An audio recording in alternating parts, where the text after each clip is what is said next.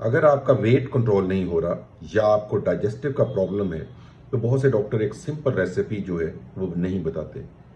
तो मैं जो बात कर रहा हूँ वो अजवाइन के पानी की बात कर रहा हूँ।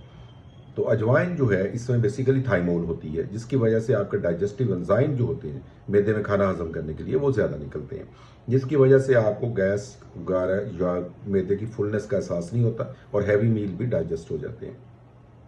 सेकंड इंपॉर्टेंट चीज़ जो है कि ये अगर किसी को जो वेट है, क्योंकि ये मेटाबॉलिज्म का रेट बढ़ाता है, तो अगर नॉर्मल वेट है तो उसको नॉर्मल रखने में मदद देता है, और अगर वेट आपका ज़्यादा है तो उसको बर्न आउट करने में हेल्प करता है। तीसरी बहुत इंपॉर्टेंट चीज़ है कि अगर किसी को हर वक्त ब्रोंकाइटिस या खांसी रहती है तो स्पूटम को निकालने में बहुत हेल्प करता है। इसके अलावा ये कोलेस्ट्रॉल को नॉर्मल देखा गया है कि ये उसको भी नॉर्मल करने में आपकी हेल्प करता है। करना सिर्फ इतना है कि आपने हाफ टी स्पून जो है वो एक गिलास पानी में लेकर के उसको 10 मिनट के लिए उबालें और उसके बाद उसे स्ट्रेन करके आप पी लें, तो आप ये तमाम बेनिफिट्स एंजॉय कर सकते हैं।